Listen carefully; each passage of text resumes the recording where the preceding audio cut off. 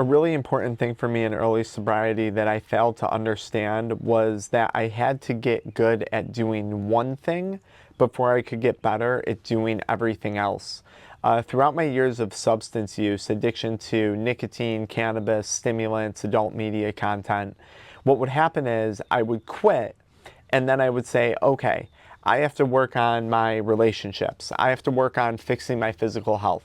I have to continue to work on growing my business and fixing some of the business problems that have resulted in part due to my substance use. And a lot of times what would happen is I would quit the substances. I would be on very shaky ground with regard to my sobriety and living a life that was substance free. And I would immediately jump into trying to fix all of those other things. And it doesn't surprise me when I reflect back on my behavior, because being an entrepreneur, being a business owner, and building businesses from the ground up, I was always the guy that had to fix everything, okay? Until eventually, I could hire other people to help. But that was just very much a part of my personality. And I always wanted to do it fast. I wanted it done yesterday.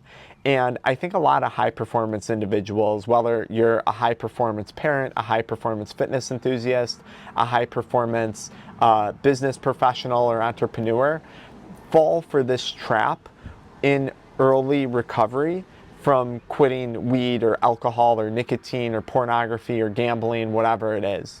They stop using the substance. They gain a moment of clarity as to all the problems that they may be facing in their life, and they want to fix everything instantly.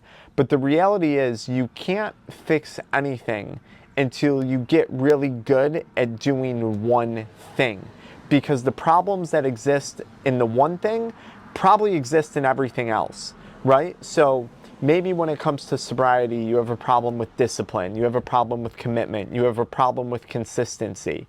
And until you address those problems in sobriety and staying away from the substance, those problems are still going to exist in the business, in the relationship, in the marriage, in the physical fitness journey that you're going on. And I would fail to recognize this. I would jumpstart, quitting drugs. And I'd be like, okay, that problem's solved. Now I'm going to go start working on all this other stuff. And I would fail to really develop the discipline, the commitment, building up my confidence in sobriety. I would jump on to trying to solve all these other things. And then the commitment problems, the discipline problems, the consistency problems would remain in all those other aspects of my life. And not only would those problems remain in other aspects of my life, but I would eventually find myself trying to take on too much at once, becoming very, very overwhelmed by it all, and then eventually choosing, not relapsing, making the conscious decision to going back to using the substance because I couldn't manage. And then this would have a further negative effect, because then it would just reinforce the idea to me that I needed weed to function, that I needed nicotine to function, that I needed adult media content and occasional alcohol to relax. It would then just reinforce the cycle. And I find when I'm working with clients, this is a major delusion that a lot of people are stuck in. You can't get good at everything. You have to pick one thing, start there, and then eventually work on everything else. I see this a lot when I'm working with people who might have marital problems that are resulting from substance use, or maybe unrelated to substance use. And listen, I'm no expert on marriage, okay? I'm not like a pro at that, right? But I can say this. They'll quit using the substance. They'll say, okay, now I'm going to go fix my marriage that's been damaged. And I'll say, wait a minute. That's probably going to require a certain level of commitment. That's probably going to require a certain level of patience. That's probably going to require a specific level of communication and your ability to properly communicate. That's definitely going to require a certain degree of emotional regulation on your behalf, because we don't know how your partner is going to react when you approach them with this. And I like to remind the person, we haven't yet developed those things with regard to solving the core problem here, which is substance use. So don't go jumping into trying to mend your marriage when we're still on very, very thin ice with substance use. Let's wait until we build those character traits. Let's wait until we redefine all of those things. And then we can transfer them and use them to our advantage when it comes to communicating with your partner, when it comes to displaying proper emotional regulation with your partner, when it comes to remaining committed with your partner if that's what you're trying to accomplish. I just see this all the time, and I could think of probably a million different examples of this. Because then, like I said, let's continue on this example. That person's going to go, they're going to try and solve everything with their partner. They're not going to have the skills yet honed in to do so. They're going to wind up getting extremely overwhelmed. And then they're going to go back to using substances, and they're going to say, see, I needed the substances to cope with this. See, I needed the substances. And I'll talk on that note too, because I use the word cope. The definition of coping is using tools to solve a problem, to arrive upon a conclusion. And in no way, shape, or form do substances provide you with a solution to the problem that you're facing. So if you find yourself saying, if you're falling for that lie, that manipulation of the addicted voice, and it's telling you you're using drugs to cope, or maybe you have a therapist or a psychologist telling you that you're using drugs to cope, it's a coping mechanism, do not give drugs that benefit of the doubt. It's not a coping mechanism. It's not helping you arrive upon a solution. It's creating a new set of problems for you that you're probably distracting yourself with in order to avoid finding the solutions to the real, potentially even more challenging problems that you're facing in your life. Going back to the point of today's video, you can't get good at anything if you don't fix that first thing.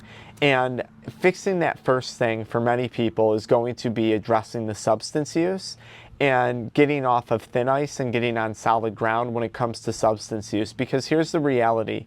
Even if I quit using drugs and I had fixed up my business, even if I had taken the time to fix up my business and heal some of my relationships and do whatever it was I was trying to do in getting sober, if I wasn't firm on my being sober and staying away from drugs, eventually substances would have crept back in and destroyed all those other things that I was trying to mend.